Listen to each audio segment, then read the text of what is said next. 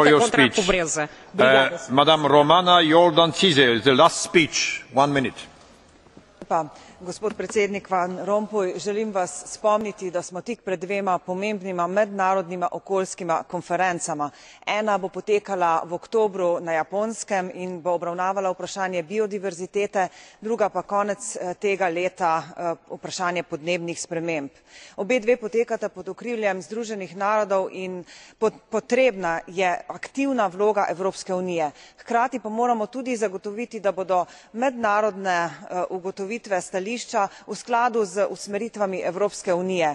To sicer vsi vemo, ampak vemo tudi, kaj se je zgodilo v Kopenhavnu, ko je Evropa podajala več stališč, različnih stališč in to ni bilo dobro za potek samih pogajanj.